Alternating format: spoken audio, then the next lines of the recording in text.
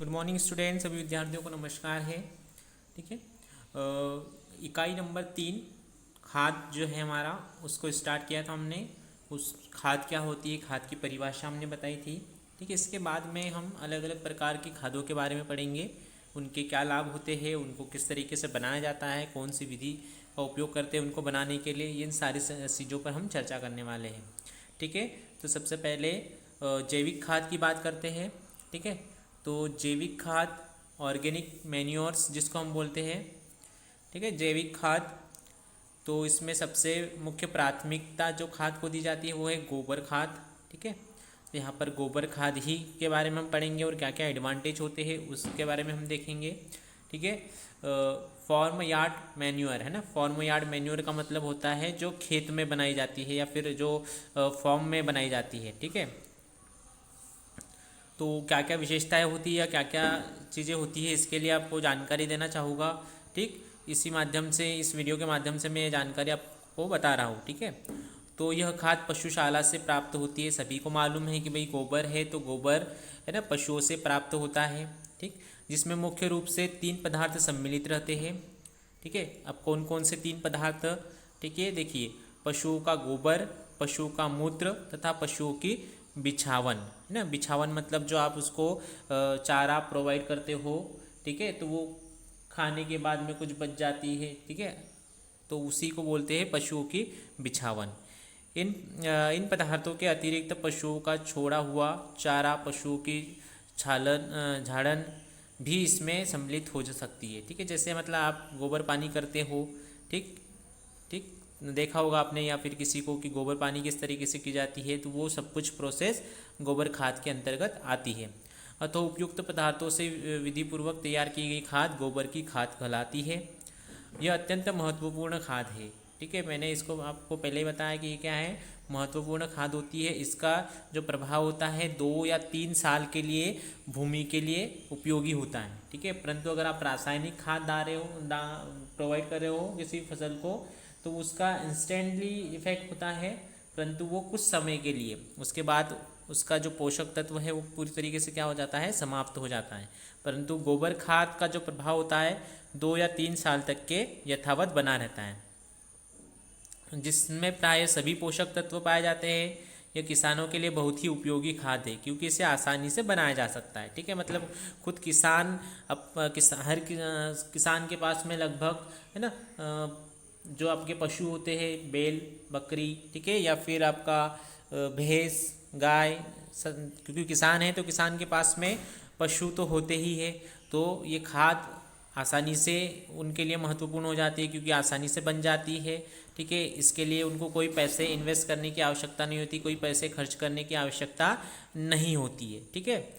तो इसे आसानी से बनाया जा सकता है।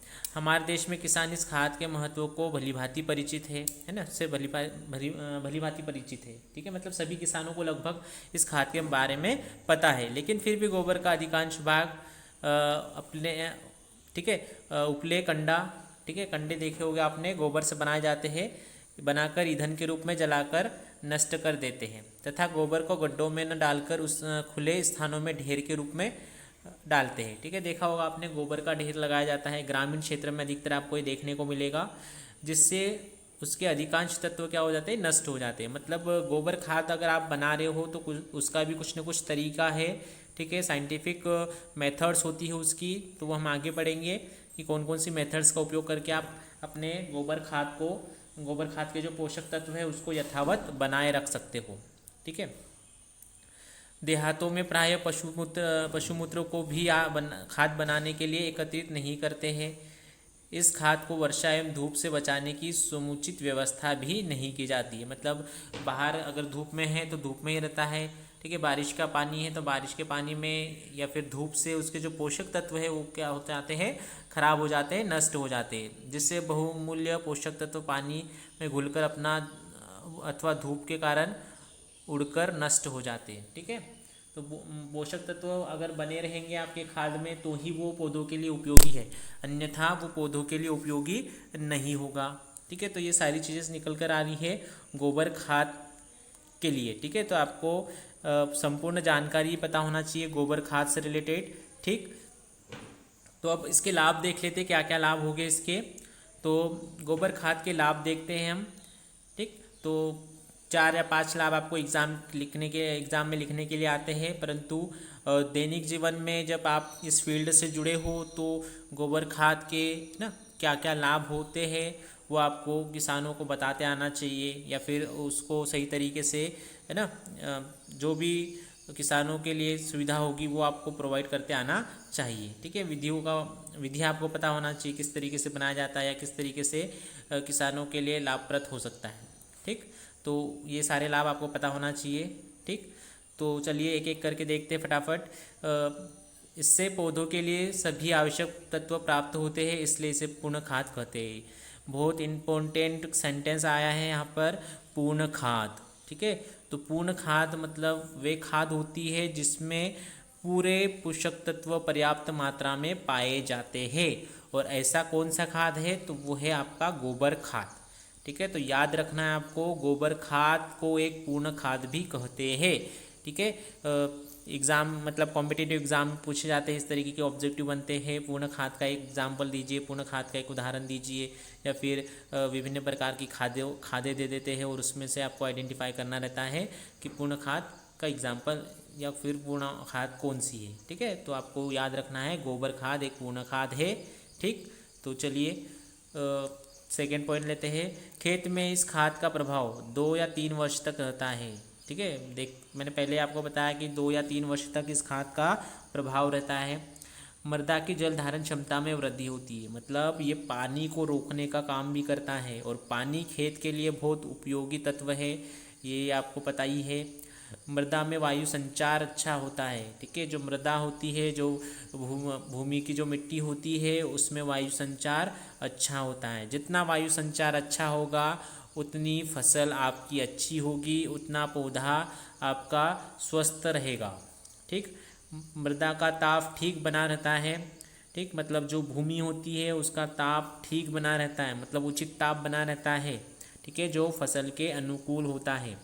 मृदा का कटाव कम होता है। मृदा का कटाव मतलब अगर गोबर खाद आप डालते हो अपने खेत में तो वो मिट्टी को बहने नहीं देता है, मतलब मृदा का कटाव कम होता है। बहने तो देगा परंतु कम होगा। ठीक, अगला है मृदा की भौतिक, रासायनिक एवं जैविक दशा में सुधार होता है। ठीक है, तो हर प्रकार से मृदा का सुधार होता है, भौतिक, रासायनिक या फिर जैविक।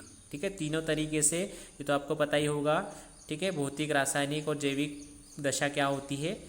ठीक, उसके बाद में लाभकारी जीवाणुओं की संख्या में वृद्धि होती है। ठीक है, देखो कुछ ऐसे जीवाणु होते हैं जो लाभ पहुंचाने का कार्य करते हैं, है ना, भूमि की उर्वरा शक्ति को बनाए रखने में। ठीक है, भूमि की उर्वरा शक्ति को बढ़ाने में, तो इन जीवाणुओं का बहुत महत्वपूर्ण योगदान होता है। और वही कहाँ से प्राप्त होते हैं, खाद से प्राप्त होते हैं। तो इसलिए लाभकारी जीवाणुओं की संख्या में क्या होती है, वृद्धि होती है। अगला है भारी किस्म की मृदाओं की संरचना में सुधार होता है। ठीक है, जो भारी किस्म की मृदाएं होती है उनकी संरचना में क्या होता है, सुधार होता है। ठीक, अगला है पौधों की जड़ों का विकास अच्छा होता है। ठीक है भाई, मृदा अच्छी रहेगी, मृदा अच्छी अगर हो रही है तो जड़ों का विकास भी क्या होगा, अच्छा ही होगा। मृदा की कार्बनिक पदार्थों की मात्रा में वृद्धि होती है। जो मृदा होती है उसके कार्बनिक पदार्थों की मात्रा में क्या हो रही है, वृद्धि होती है।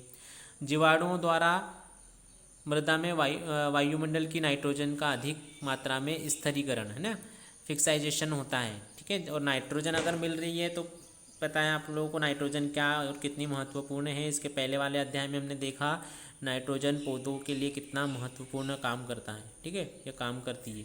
फास्फोरस एवं पोटास सरल यौगिक में आकर पौधों को सरलता से प्राप्त होने लगते हैं।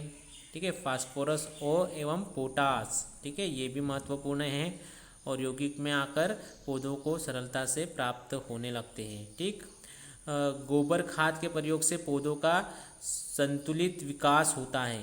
ठीक है, गोबर खाद से पौधों का क्या होता है, संतुलित विकास होता है। ठीक, गोबर खाद सभी प्रकार की मृदाओं में सभी फसलों के लिए प्रयोग की जा सकती है। ठीक है, मतलब ऐसा कोई प्रतिबंध नहीं है जिससे आप इसका उपयोग ना कर सको। ठीक है, तो सभी जगह इसका उपयोग किया जा सकता है, सभी फसलों के लिए इसका उपयोग किया जा सकता है। ठीक, गोबर खाद अधिक मात्रा में प्रयोग करने पर फसल को कोई हानि नहीं होती है। मतलब आप प्रचुर मात्रा में या ज़्यादा मात्रा में आप गोबर खाद का उपयोग कर सकते हो, इससे कोई भी हानि नहीं होगी आपकी फसल को। ठीक है, मतलब कितना अधिक उपयोग बताया जा रहा है इसका कि भाई आप कितनी मात्रा में डाल दो, इसकी कोई फिक्स मात्रा नहीं है। परंतु अगर रासायनिक खाद आप फसल को प्रोवाइड कर रहे हो तो एक फिक्स क्वांटिटी में होना चाहिए। इससे ज़्यादा अगर आप उसको प्रोवाइड करोगे तो आपकी फसल क्या हो जाती है, खराब हो जाती है। ठीक है, तो ये भी एडवांटेज है इस खाद का। फसल का उत्पादन बढ़ता है। ओबियसली वही खाद के द्वारा, खाद वही काम करता है, फसल का उत्पादन बढ़ाने का काम करता है, चाहे रासायनिक खाद हो चाहे जैविक खाद हो। ठीक है, तो यहाँ पर ये कॉमन पॉइंट हो सकता है दोनों के लिए। ऊसर भूमियों का सुधार होता है ना। ऊसर भूमियाँ मतलब जो एकदम जर्जरी भूमि है, मतलब यहाँ कुछ फसल हो नहीं पाती उस पर, जिसको बंजर भूमि बोलते हैं, तो वहाँ पर भी इसका उपयोग किया जा सकता है। जीवांश क्षमता में वृद्धि होती है। ठीक है, तो जीवांश क्षमता में भी वृद्धि होती है। ऊपर एक मिलता जुलता पॉइंट हमने इससे पढ़ा। ठीक है, तो यही आ जाएगा, जीवाणुओं की संख्या में वृद्धि होती है, मतलब जीवांश क्षमता में वृद्धि होती है। तो इस तरीके से हमने ये पॉइंट देखे, बहुत महत्वपूर्ण पॉइंट थे और इनको सही तरीके से अगर आपको याद रखना है, ठीक है, अगर सही तरीके से आप याद रखते हो तो इसका बहुत बेनिफिट मिलेगा आप लोगों को। तो खाद के बारे में है ना, अधिकांश जानकारी आपको जो मतलब प्राथमिक लेवल की जानकारी होती है वो तो होगी आपको, परंतु एक एग्ज़ाम के लिए आपको एक प्रॉपर आंसर देना रहता है। ठीक है, तो सही शब्दों का उपयोग करते हुए आप इसका आंसर दे सकते हो।